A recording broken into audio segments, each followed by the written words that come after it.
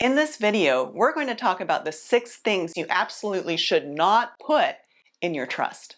These things can create challenges for your family after you're gone. And our goal with a trust is to make things as easy as possible on them. So let's dive right in. Hi, this is Ellen Cookman. Welcome to my channel. In this channel, we're going to talk about how to help special needs families set up estate plans. Estate planning for special needs families is complex, and our goal is to make it as easy for you as possible. If this information is helpful to you, please subscribe and also hit the notification button so you'll be notified every time a new video comes out. My law firm has helped hundreds of families navigate the complex waters of setting up estate plans. So I'm excited to share all of my knowledge and experience with you. Okay, so let's talk about the things to not put in your trust. The first thing is some people try to disinherit somebody by leaving them just $1 or $100. I think this is a really bad idea because upon your death, somebody's going to have to go to their door and try to hand them $1. And you can imagine how they're going to respond. They'll be like, "Excuse me, I'm not going to take this." Also, if they get any sort of distribution, they're entitled to a copy of the trust upon your death. So I think it's much more helpful just to say they're not entitled to anything. You don't even have to explain why. Nobody needs to know. In fact, I think that putting in extra explanations in a trust is a bad idea because that person can come back and argue that whatever situation you were describing may have changed. You know, maybe your relationship got better as time went on, and so then they would argue, "Hey, I should get more than $1 or $100. So you just say, "I leave nothing to this person," and just leave it at that. And if they're not a direct descendant of yours, you don't even have to mention them at all. Okay, so here's the second thing I think you should never put in a trust. And this is kind of an error by omission. And here's the omission. Don't leave your trust distribution section blank. A lot of people, they figure, "I'll figure it out later. I don't really know where I want to leave my stuff when I'm gone. Maybe everything goes to my kids, but what if they're not alive? I don't know. I don't know which charities I want." And so they say, "Well, in a few years, I'll come back and I'll fill that in." Or maybe they'll say, "I give the trustee the power to fill it in." All of these things can lead to fights when you're gone. You want your trust to be as clear and specific as possible. The really nice thing about a revocable trust is you can change it at any time. I've had clients do, and I don't recommend this, but I've had clients do 15, 16 amendments to their trust as they decide, again, not suggested, but what I'm emphasizing is that you can change your mind about just about anything in your trust while you still have capacity, and it's no problem at all. So make sure to fill out that trust completely and don't leave any ambiguity. Okay, so the third thing that I wanted to say about not putting in your trust also relates to distribution. And this is where somebody just names a few people as the beneficiaries. And they think, "Well, they'll definitely outlive me." How do we know? We don't know. Some of the biggest problems arise on the trust administration side when people have died early who are supposed to receive your inheritance. And then it goes through probate to go to their kids who are underage, and you have to get a guardian ad litem involved. It's horrible. So think through, as an estate planning attorney, my clients pay me to worry for you and to think through what happens if my sibling, if I leave everything to my sibling and I say, "And they'll take care of it." Well, what if they're gone? Okay, well then I leave it to my siblings' kids. Well, what if they don't have any kids, right? So you want to think 3 or 4 steps beyond where you ordinarily would. It can seem like overkill, and I hope that it is overkill.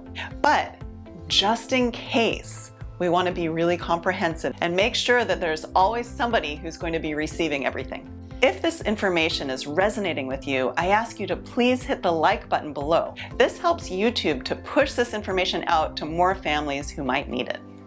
Okay, so my fourth point in what not to put in your trust relates to state law. So I practice in California, and a lot of people don't know this, but estate planning is state specific. So I wouldn't have an attorney in Massachusetts plan out a California trust.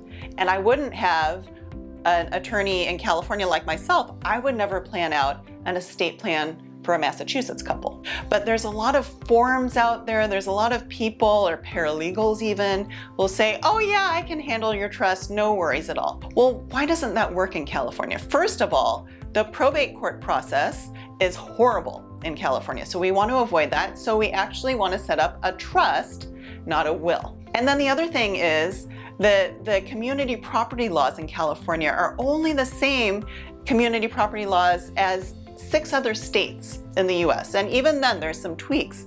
And so the way that you draft your trust in California is very different than other states. So you really want to make sure that everything in your trust relates to California law. So don't put in your trust something that an attorney in Philadelphia is suggesting. My family's in Philadelphia. I love them to death, but they don't know how to do California law, and neither do their attorneys. So make sure you're only relying on California advice when you're doing your trust. Okay, so my next point about what to not put in your trust is once your trust is drafted and executed, a lot of times you might want to make little tweaks to them. So here's my suggestion. Do not write in pencil and pen your changes on the trust and just assume that those will be valid. If this goes to court and there's some sort of contest, the judge doesn't know if that's your handwriting or not. They don't know if somebody else scribbled on it. They don't know which date you signed it. So those are not effective. Just crossing somebody out, we don't know what that means. I mean, sure, it might mean to take them out of the trust, but it might mean that you're putting them somewhere else. We just don't know. So you always want to do an amendment that's typed out by your lawyer that you notarize. Okay, so these can be a partial amendment. You can just amend paragraph 5 of your trust. That's just fine. You don't have to do the entire thing. But make sure that the whole thing is typed out and it's a partial amendment, and that's what will be valid. So don't write on your trust, except if you're making little notes to send to your attorney to show them how they should revise the trust for you. Okay, so the last thing I wanted to mention about not putting in your trust, and this is going to sound maybe a little bit mean, but especially if you're somebody who's younger and you really trust your parents and you want to name your parents as successor trustee, don't just leave it there. Your parents might be really involved in your life. They might be great, but guess what?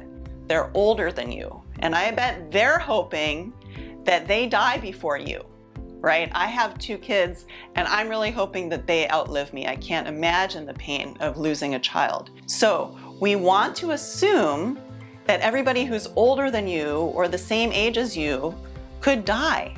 These trusts can last 20, 30, 40 years even, and you don't have to amend them. Now, we do recommend coming back every 3 to 5 years and looking to see who's trustee, but sometimes you don't have the opportunity to amend it, or sometimes you just don't think about it as life gets really busy. So we really want you to name somebody who's younger than you as successor trustee. So you could put in your parents. I'm not saying just, throw them away, but I'm saying after your parents, you should name someone else.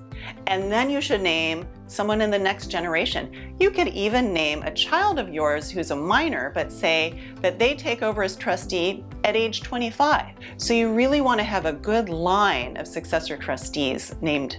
You can also name a bank or a private professional fiduciary, and they might have a succession plan, but we're really looking into the future. I know, my husband loves looking 15 years in the future and talking about what about the kids in when they go to college. And I like thinking like 2 weeks into the future, what are we going to be doing soon? But we have to cover all of that range. What happens from here on out? And we plan out the best we can, and then we ask you to come back in 3 to 5 years to make sure that everything's accurate as time goes on. So now you know what not to put in your trust. But you might be thinking, well, Ellen, do I even need a trust? Or do I need a will? In this video right here, I'll talk about the difference between a will and a trust and which one might be appropriate for you.